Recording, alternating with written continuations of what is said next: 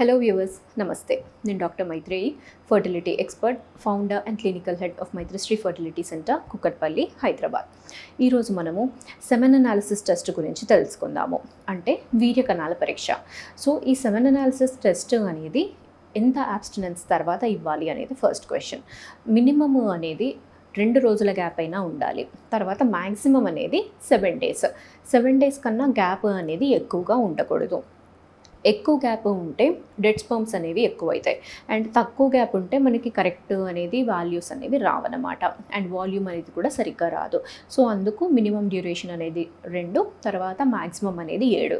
ఈ 2 to 7 days మధ్యలో వాళ్ళది ఈ ఇంటర్ కోర్స్ అనేది జరిగి ఉండాలి. దాని తర్వాత నెక్స్ట్ వచ్చేసి ఈ సెమెన్ అనాలిసిస్ టెస్ట్ అనేది ల్యాబ్ ప్రెమిసెస్లోనే ఇవ్వాలా, లేకపోతే ఇంటి నుంచైనా కానీ శాంపిల్ కలెక్ట్ చేసుకొని రావచ్చా? ఐడియల్గా అయితే హాస్పిటల్లో ఎక్కడైతే మీరు చేయించుకుంటున్నారో అక్కడే శాంపిల్ కలెక్ట్ చేసి ఇవ్వడము అనేది బెస్ట్ ప్రొసీజర్. నెక్స్ట్ అట్లా అవ్వట్లేదు, పాసిబిలిటీ అనేది రావట్లేదు, అండ్ కలెక్షన్లో ఏమైనా ప్రాబ్లం ఉంది అంటే ఇంటి నుంచి తెస్తున్నారు అంటే శాంపిల్, మీరు ముందుగానే కంటైనర్ అనేది హాస్పిటల్ నుంచి కలెక్ట్ చేసుకొని కంటైనర్ తీసుకెళ్ళాలి. తర్వాత కలెక్ట్ చేసిన తర్వాత ఆ శాంపిల్ అనేది మీరు ప్యాంట్ పాకెట్లో పెట్టుకొని హాస్పిటల్ వరకు రీచ్ అవ్వాలి.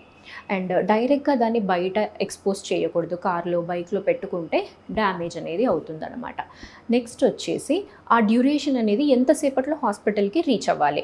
1/2 అవర్ లోపల మీరు శాంపిల్ కలెక్ట్ చేసింది హాస్పిటల్లో ఇవ్వగలగాలి.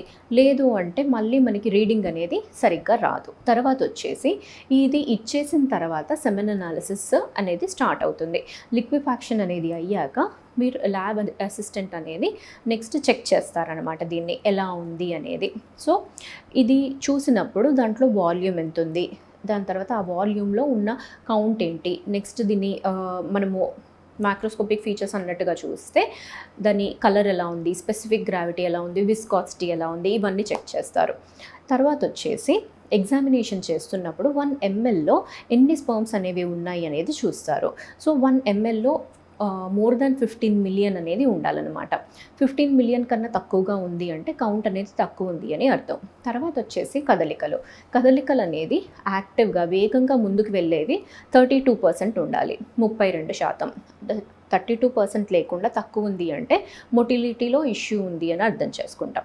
నెక్స్ట్ వచ్చేసి నార్మల్ ఫామ్స్, స్పర్మ్స్ ఆకారం అనేది ఎలా ఉన్నాయి అనేది 100లో అట్లీస్ట్ 4 అయినా కానీ నార్మల్గా ఉండాలి. 4 కన్నా తక్కువగా ఉన్నాయి అంటే అప్పుడు ఈ నార్మల్ ఫామ్స్, మార్ఫాలజీలో ప్రాబ్లం ఉంది అని అర్థం చేసుకుంటాం అన్నమాట. సో ఇలా కౌంట్, మొటిలిటీ, మార్ఫాలజీ బట్టి వీళ్ళకి ఎటువంటి ట్రీట్మెంట్స్ అనేవి అవసరం పడతాయి అనేది మనం దాన్ని బట్టి డెసిషన్ అనేది తీసుకుంటాము. నెక్స్ట్ వచ్చేసి కొన్నిసార్లు కౌంట్ తక్కువగా ఉంది అంటే ఒకటే రిపోర్ట్తోని కౌంట్ తక్కువ ఉంది అని చెప్పడానికి వీలు పడదనమాట. Minimum at least semen analysis 2 reports అయినా కానీ ఉండాలి. అది కూడా 1 మంత్ డ్యూరేషన్. 1 మంత్ డ్యూరేషన్ తర్వాత ఇంకోసారి అనాలిసిస్ చేసి అప్పుడు మళ్ళీ అసెస్ చేస్తాం. అప్పుడు కూడా తక్కువగానే ఉంది అంటే వాళ్ళని ఫర్దర్గా ఇవాల్యుయేట్ అనేది చేయాలి. కొందరిలో 0 అలా కనపడుతుంటుంది.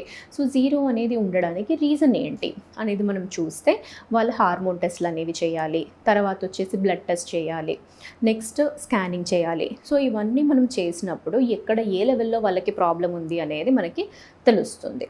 తర్వాత దాన్ని బట్టి ఫర్దర్గా ఎటువంటి ట్రీట్మెంట్ అనేది వాళ్ళు చేసుకుంటే ప్రెగ్నెన్సీ వస్తుంది అన్నట్టుగా డెసిషన్ అనేది తీసుకుంటాం.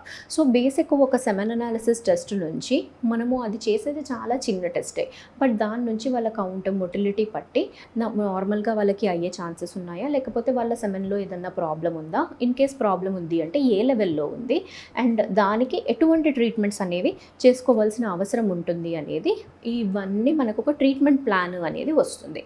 దాన్ని బట్టి వాళ్ళు అలా ప్రాపర్ మోడ్ ఆఫ్ ట్రీట్మెంట్ అనేది వెళ్ళారు అంటే వాళ్ళకి ప్రెగ్నెన్సీ అనేది ఈజీగా వస్తుందండి. Thank you.